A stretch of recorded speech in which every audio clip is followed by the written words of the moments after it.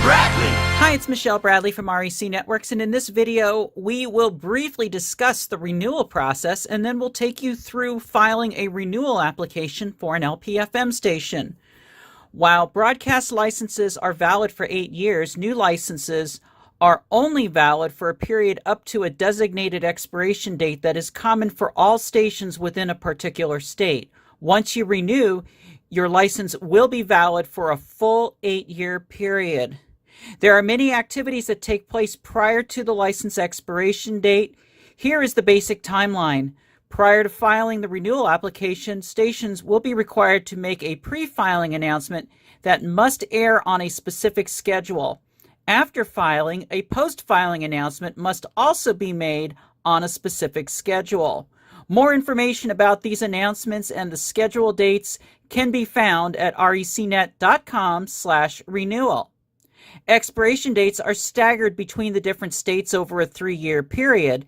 This map shows the month in which applications should be filed in each state. Applications must be filed by the first business day of the month following the month shown on the map.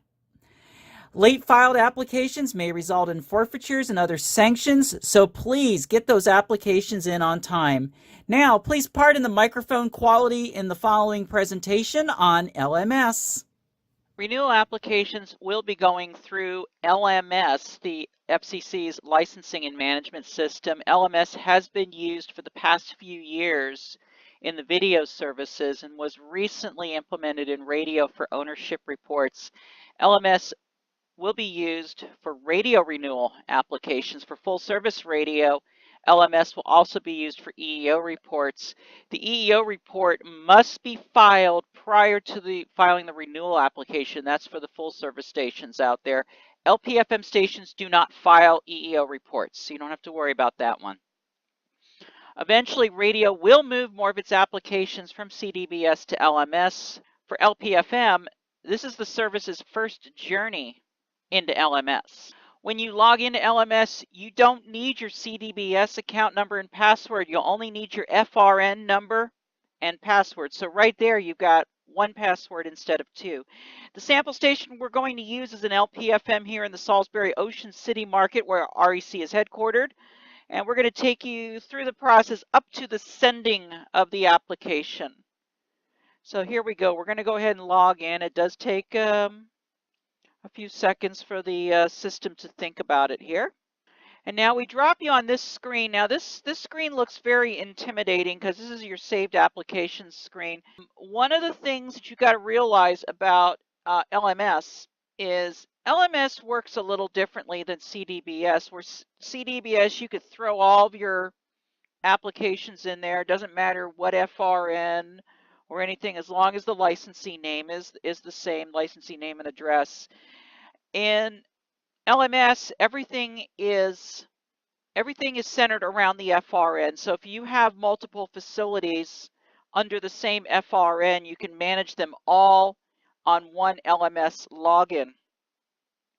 Now this is the part that seems to be tricking everybody. So I'm just going to show you right now. If you try, you would think that doing file an application here is going to bring you what you want. No, it's bringing you all these applications for digital television and ownership reports. Okay, and that's because apparently those are done at the FRN level. So what we're going to do is we're going to come over here to facilities. We're going to click on facilities on the top. Now you see your station.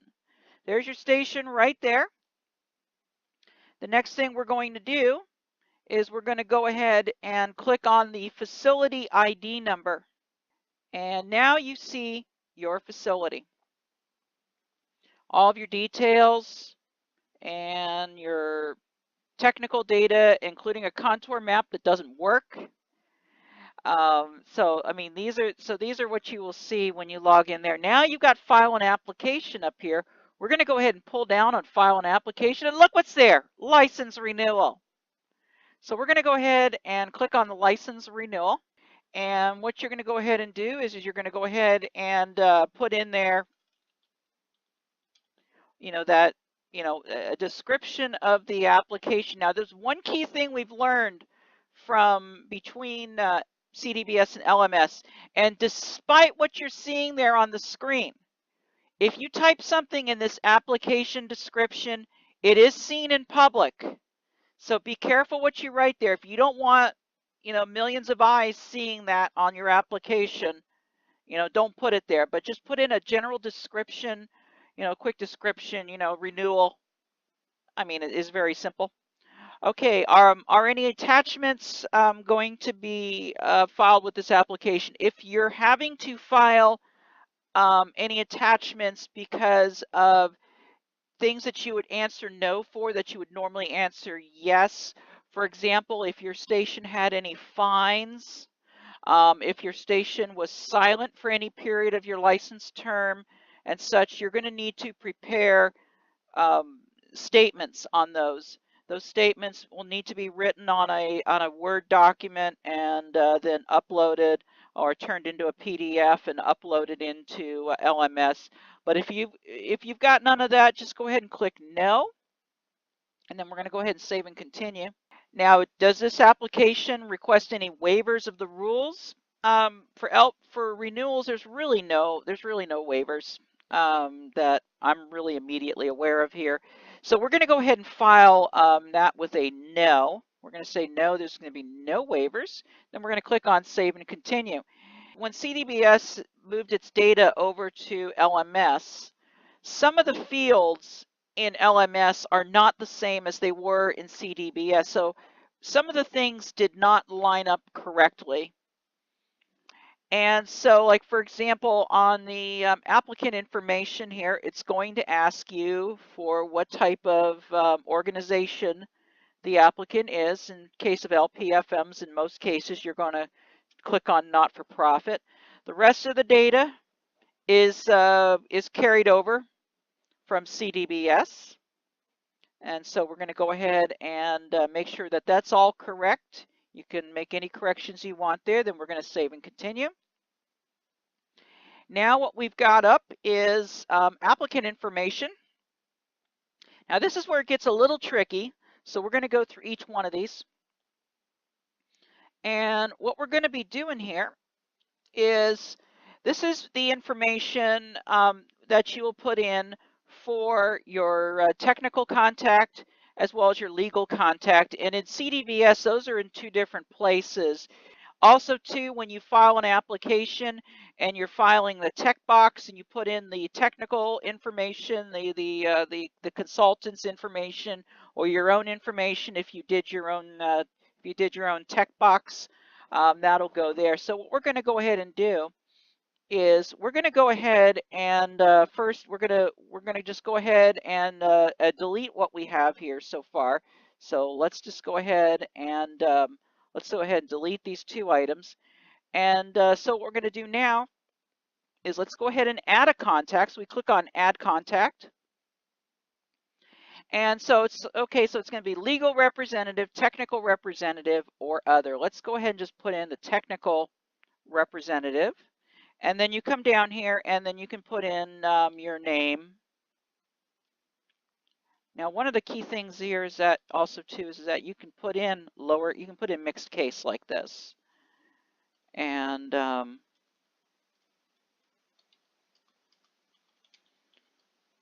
then you put in, your various pieces of information. Anything with a star before it, of course, is going to be a required field.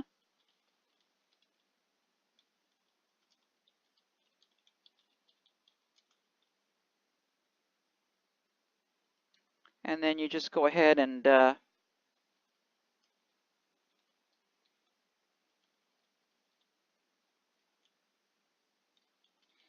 then once you're done, of course, with that, you can go ahead and hit save and continue. And then, of course, you could go ahead and fill that in for for a legal contact. Now, if you have an attorney, you put your attorney's information in there. If you're representing yourself and you want, if the FCC has a question in regards to just to your facility, and they need to talk to somebody who represents the organization, that's a good name to go ahead and put in there. So we're just going to put in my information in there for right now, and then we're going to go ahead and continue. All right, here we cut to the meat of the renewal application. If you did the renewal 8 years ago, these questions should look familiar to you, as they are pretty much copied over from the original renewal form that the FCC did 8 years ago for radio.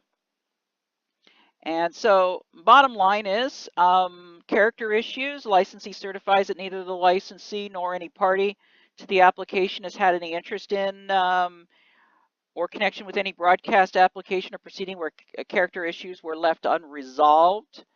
And so bottom line is that if you were involved in a previous organization that might have, where one of the members on there may have lied to the FCC, or the organization has, and they, they said that, any applications filed afterwards has to disclose this, or there's a pending issue right now that requires attention, then you go ahead and you click no. But in 99.9% of the cases, you're going to click yes. Also, licensee certifies that neither the licensee nor any party to the application has had any interest in or connection with any pending broadcast application in which character issues have been raised. Basically, same thing. Adverse findings. Licensee certifies, and with respect to the licensee and each party to the application, no adverse finding has been made, nor has an adverse final action been taken by the court or administrative body in any civil or criminal proceeding brought under the provisions of any laws related to any of the following: any felony, mass media related, antitrust, unfair competition, fraudulent statement, or other government unit, or discrimination. If you have any of your board members have had a past felony conviction within the past 10 years, and the FCC is only looking at the last 10 years here. That's going to be the big one that's going to probably show up, is that if somebody had a felony conviction of some kind, then the FCC wants to know about that. So in most cases, you're going to be filing yes, as in yes, I certify that everything is good here. FCC violations within the previous license term, within the preceding license term. Licensee certifies that with respect to the stations for which renewal is requested, there have been no violations by the licensee of the Communications Act or rules or regulations of the Commission during the preceding license term. No, if no, of course, the licensee has to explain, in an exhibit, the complete description of all the violations. So what this means is that since for 2000, 2001, what we call first generation LPFMs, since your last license renewal, or for the new 2013 second generation LPs, if from the time that your construction permit was granted, if you were given any notice of violation of any kind, even if there was no fine involved, you need to disclose that. You need to let the FCC know that took place during your license term, and the details on what happened, and that you went ahead, you followed up to make sure that everything was compliant, and if there were any forfeitures, the forfeitures were paid. This is another key thing that in the Alex Schuldner presentation on this, that they state that you need to get those fines paid. Now, the FCC also for commercial radio also has regulatory fees that also need to be paid up by the time that this renewal is filed. So make sure that if you've got any fines out there, that they're at least arranged for or taken care of by the time you're ready to file this. Alien ownership and control is going to be, if you have anybody on your board who is not a U.S. citizen, you could really have up to 20% control by anybody who is not a citizen. And not a citizen means, a green card, someone who is under the temporary protected status like they have for those who came in from Haiti, as well as undocumented. They would fall under that. If you go over 20%, it's a huge issue. with the FCC, and you have to go through all kinds of filings and such, and it gets really messy, and you're going to need an attorney for that. So most of you are going to answer yes to that one because you certify that, you know, more than 80% of your board are U.S. citizens. The last one here, the non-discriminatory sales agreements, you don't have to worry about that because that's only for commercial stations. All right, let's go ahead and save and continue. And we're going to go on to the next screen. And this is adherence to minimum operating schedules. Now, you know, LPFM stations are required to operate 36 hours a week, at least 5 hours a day, 6 days a week. And that's your first one here is that to make sure that you've that you've been operating and on the air. And also too, if you had any silent periods that you're no longer in right now, if you were silent for a couple months, filed your STAs and everything, and then resumed operation and then came back, you're going to want to disclose it and answer no. But if you haven't been silent and you've been on the air for the minimum periods of time, you go ahead and answer yes. And second one is going to be that during the preceding license term, the station has not been silent for any consecutive 12-month period. So basically, you're just certifying that the station has been on the air. It has not been over the 12-month line, which is normally license cancellation, and you're good to go. Silent station. If your station is currently silent, you're going to want to answer no to this question. And the renewals will not be granted until after you come back on the air and you resume operation. But for most of you, you're going to answer yes because your station is on the air.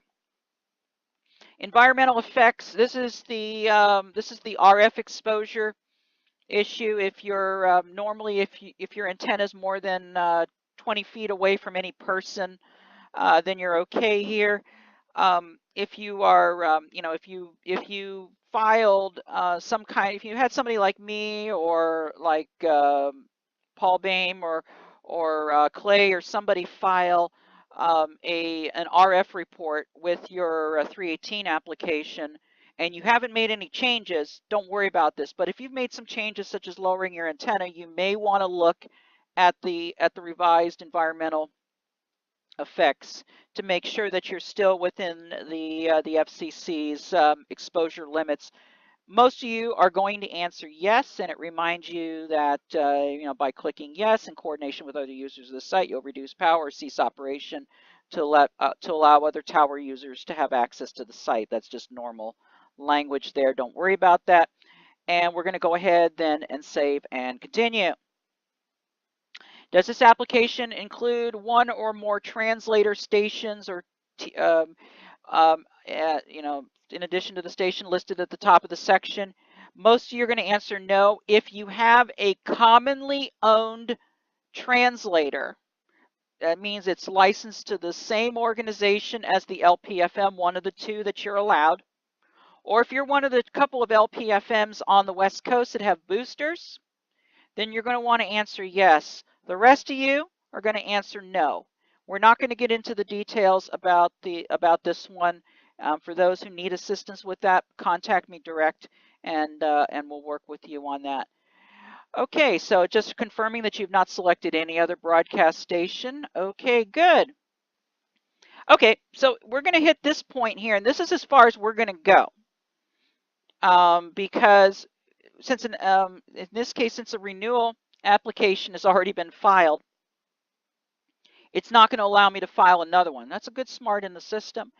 Now, normally there would be a forward button here. It's not there, and that will take you to the final page where you're able to put in the signatory's name and title and date and all that. We're not going to go there. We're going to stop right here. No, we're not going to stop just yet. On the next screen that I could not show you in this demonstration, there were some additional certifications. The key one I wanted to point out is the U.S. Anti-Drug Act certification. Under federal law, those who are convicted of state or federal drug laws may be ordered to have federal benefits denied for a period of time, or in the worst cases, permanently. If the LPFM station took on a board member with past drug convictions and they are currently on a denial of federal benefits, then you can't certify this question and you'll be unable to file the renewal. A good rule of thumb is that if they have been denied student loans because of drug charges, then there's a possibility they may fall under this. For possession charges, these age off after 1 or 5 years, depending on the number of past offenses. And so if your station is in that situation, then you seriously need to get an attorney now. For more information on the renewal process, please visit recnet.com/renewal. If you want REC to file your renewal for you, you may visit recnet.com and click on the easy form, or you can call 1-844-REC-LPFM. REC charges $100 for LPFM renewals that require no additional attachments. Please remember to run your pre-file and post-file announcements, and of course, remember to file by the deadline.